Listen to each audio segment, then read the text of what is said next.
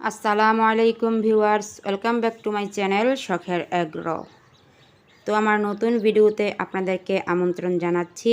আপনারা অনেকেই এই সাদা গলাছিলা মুরগিটার বাচ্চা ফোটার অপেক্ষায় আছেন আমার মতো। আমি যেরকমভাবে অপেক্ষায় আছি, ওর কীরকম বাচ্চা ফোটে, কয়টা বাচ্চা ফোটে, এরকম আর কি মনের মধ্যে প্রশ্ন জাগে। তো আপনারা সবাই অধীর আগ্রহে মনে হচ্ছে বসে আছেন ওর বাচ্চাগুলো দেখার জন্য।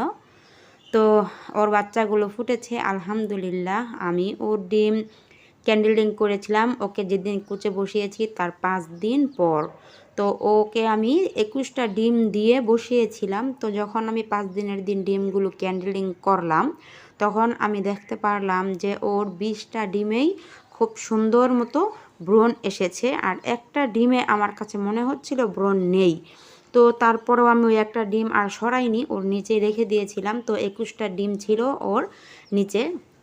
তো গতকালকে থেকে ওর বাচ্চা ফোটা শুরু করেছে, গতকালকে সকাল থেকে বাচ্চা ফোটা শুরু করেছে এবং কি আজকে রাতে রাতে বাচ্চা ফোটা শেষ। সকালবেলা ঘুম থেকে উঠে আমি দেখলাম যে সবগুলো বাচ্চা ফুটেছে, কিন্তু একটা ডিম থেকে বাচ্চা ফুটে বের হয়নি।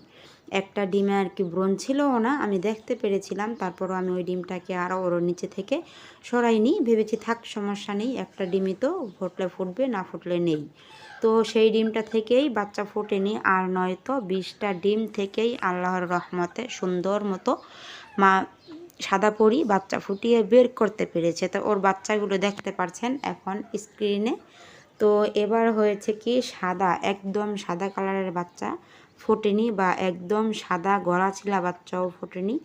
আর সব সময় যে সাদা ফুটবে এরকম কথাও না, কিন্তু সাদার মধ্যে মিক্স কালার হয়েছে, মানে সাদার মধ্যে একটু কালো আছে, সাদার মধ্যে একটু খয়েরি আছে, এরকম আর কি। তো যেরকমই হয়েছে বাচ্চাগুলো আমার কাছে খুব ভালো লেগেছে, সুন্দর লেগেছে দেখতে, মাশাআল্লাহ অনেক সুন্দর। আপনাদের কাছে কেমন লাগে বাচ্চাগুলোকে অবশ্যই কমেন্ট করে জানাবেন। তো এখানে 20টা বাচ্চা আছে, 20টা বাচ্চা আছে, একটা একদম কালো কালার হয়েছে।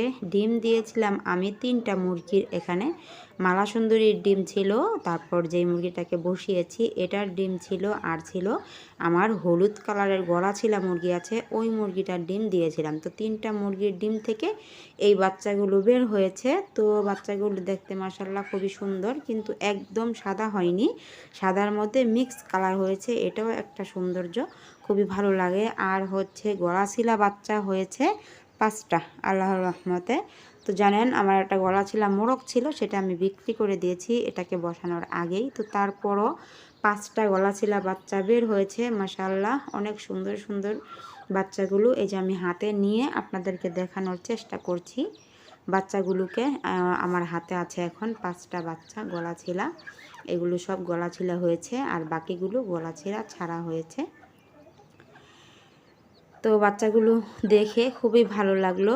আমি ভাবতেও পারিনি সাদা পরি এই প্রথম মা হয়েছে, কিন্তু ও এতগুলো ডিম থেকে বাচ্চা ফুটিয়ে বের করতে পারবে। আমি ভেবেছিলাম 15টা 16টা 17টা এরকম বের হবে, 4-5টা ডিম তো বাদ যাই, সমস্যা নেই, তারপরেও দিয়েছিলাম। তো আল্লাহর রহমতে ও 20টা ডিম থেকেই বাচ্চা ফুটিয়ে বের করতে পেরেছে।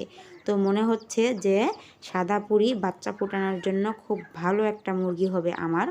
তো এর জন্য খুবই ভালো লাগছে, সাদা পরি প্রথম মা হলো, ওর বাচ্চা কাচ্চাগুলো দেখে খুবই ভালো লাগছে।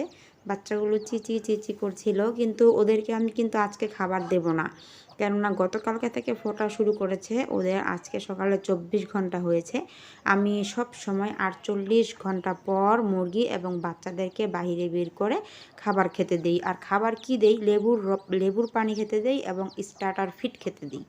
তো সেরকমভাবে ওদেরকেও কালকে সকালে আমি লেবুর পানি খেতে দেব এবং স্টার্টার ফিড খেতে দেব।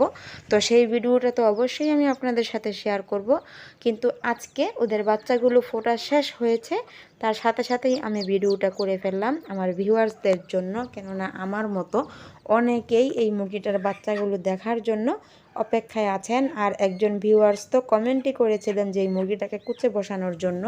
আমারও ইচ্ছে ছিল, কিন্তু তারপরেও উনি বলার কারণেই আমি মুরগিটাকে বেশি করে আর কি কুচে বসিয়েছি। তো বসানোর কারণে ভালোই হলো, দেখতে পারলাম যে মুরগিটা খুব ভালো হবে বাচ্চা ফোটানোর জন্য। এর জন্য ওকে দিয়ে আমার আবারও বাচ্চা ফোটানোর ইচ্ছা আছে, আল্লাহ যদি ওকে সুস্থ রাখে, ভালো রাখে, আর এই বাচ্চাগুলোও বড় হোক।